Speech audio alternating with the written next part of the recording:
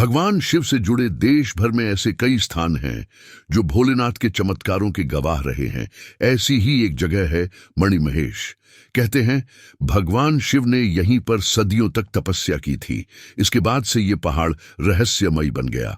स्थानीय लोग मानते हैं कि देवी पार्वती से शादी करने के बाद भगवान शिव ने मणिमहेश नाम के इस पहाड़ की रचना की थी। पहाड़ की चोटी पर एक शिवलिंग बना है। मान्यता है कि भगवान शिव ने यहां वास करने के लिए यह रूप धारण किया था। लोग आज भी इस शिवलिंग की पूजा करते हैं। ऐसा माना जाता है कि आज तक इस पहाड़ की ऊंचाई कोई नहीं नाप पाया। इस पहाड़ पर चढ़ना मुश्किल नहीं है, लेकिन जो भी ऊपर गया वह वापस नहीं लौटा। स्थानीय लोग व बुजुर्ग कहते हैं कि भले ही एवरेस्ट पर लोग चढ़ गए हों, लेकिन इस पहाड़ पर चढ़ना इतना आसान नहीं है। कहते हैं एक बार एक गद्दी इस पहाड़ पर चढ़ गया था। उस गद्दी ने प्रण लिया था कि वो कैलाश की हर सीढ़ी पर एक भेड्डा या बकरी की बलि देगा, मगर चोटी पर पहुंचने से पहले ही ये पत्थर में बदल गया। इसके साथ जो भेड़ें थीं वे भी पत्थर की बन गई। इसके कुछ मिलते जुलते पत्थर आज भी यहाँ पड़े हैं। मणिमहेश पर्वत आज भी सबके लिए रहस्य बना हुआ है। ऐसा नहीं है कि इस पर्वत पर चढ़ने की किसी ने कोशिश नहीं की। कईयों ने शिव के निवास तक पहुंचने की कोशिश की, लेकिन वह कभी लौट नहीं पाए। इस पर चढ़ने से अदृश्य ताकतें इंसान को रोक देती है। जिसने भी चढ़ने की कोशिश की वह या तो पत्थर में तब्दील हो गया या फिर भूस्खलन की चपेट में आने से उसकी मौत हो गई। जिन्होंने चढ़ने का असफल प्रयास किया उन्होंने नतमस्तक होकर फिर कभी इसे फतह करने के बारे में नहीं सोचा। पौराणिक मान्यताओं के अनुसार एक बार मणिमहेश यात्रा पर गुरु गोरखनाथ अपने शिष्यों के साथ जा रहे थे तो भरमौर तत्कालीन ब्रह्मापुर में रुके थे। ब्रह्मापुर जिसे माता ब्रह्माणी का निवास स्थान माना जाता था, मगर गुरु गोरखनाथ अपने नाथों एवं 84 सिद्धों सहित यहीं रुकने का मन बना चुके थे। वे भगवान भोलेनाथ की अनुमति से यहां रुक गए, मगर जब माता ब्रह्माणी अपने भ्रमण से वापस लौटी तो अपने निवास स्थान पर नंगे सिद्धों को देखकर आग बबूला हो गई। भगवान भोलेनाथ के आग्रह करने के बाद ही माता ने उन्हें रात्रि विश्राम की अनुमति दी और स्वयं यहां से 3 किलोमीटर ऊपर साहर नामक स्थान पर चली गईं, जहां से उन्हें नंगे सिद्ध नजर न आए। मगर सुबह जब माता वापस आईं तो देखा कि सभी नाथ व 84 सिद्ध वहां लिंग का रूप धारण कर चुके थे, जो आज भी इस 84 मंदिर परिसर में विराजमान है। यह स्थान 84 सिद्धों की तपोस्थली बन गया, इसलिए इसे 84 कहा जाता है। मणिमहेश पर्वत पर रात्रि के चौथे पहर यानी ब्रह्म मुहूर्त में एक मणि चमकती है।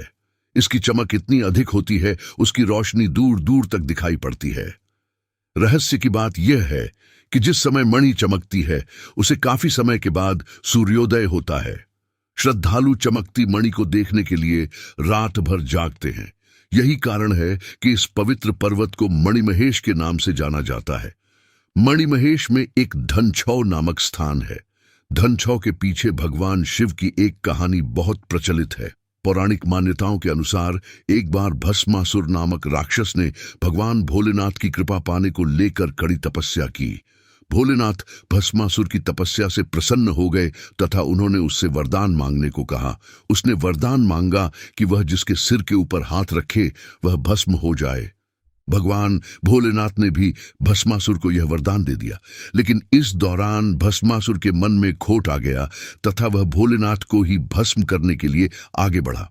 इस दौरान भगवान वहां से धनछौ में आकर यानी इस जगह आश्रय लिया था, जहां पर वह भोलेनाथ को खोज नहीं पाया।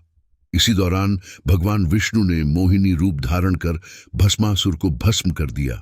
कैलाश मानसरोवर के रास्ते में मणिमहेश स्थान आता है। इसी स्थान के रास्ते में मौजूद है गौरी कुंड। इस कुंड को लेकर कहा जाता है कि यहाँ सिर्फ महिलाएं ही स्नान कर सकती हैं। कहा जाता है कि यहाँ पर माता पार्वती ने भगवान शिव की तपस्या की थी। इस कुंड के पानी को लेकर कहा जाता है कि जब भगवान शिव ने देवी गंगा का अहम तोड़ने के लिए उसे अपनी जटा में समा लिया था, जिससे गंगा भगवान के शरीर से स्पर्श में आ गई थी। इस वजह से देवी पार्वती काफी गुस्सा हो गई थी। ये बात माता पार्वती को अच्छी नहीं लगी थी। भगवान के शरीर को छूने से गंगा पवित्र हो गई थी, जो माता पार्वती को अच्छा नहीं लगा। माता पार्वती को लगा कि अब से गंगा भगवान के साथ ही रहेगी। वह उदास हो गई और गंगा से नाराज हो गई। इसके बाद कहा जाता है कि जब भी कोई व्यक्ति इस कुंड के पास से गंगा जल लेकर निकलता है तो उसका पानी खौलने लगाता है। इसलिए कोई भी यहाँ से निकलते समय गंगा जल लेकर नहीं जाता। गौरी कुंड स्थल से आगे जाकर मणिमहेश झील आती है, जो यात्रा को संपूर्ण करती है। यहाँ पर भक्तगण इस झील के शीतल जल में स्नान करते हैं। आस्था ये भी है कि झील में स्नान करने से अनेक व्याधियों से मुक्ति मिलती है।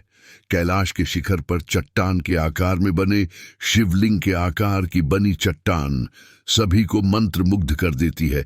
बर्फीली चोटियों से घिरी मणिमहेश झील दर्शनीय है। अगर आप भी महादेव के सच्चे भक्त हैं तो कमेंट में हर हर महादेव जरूर लिखना।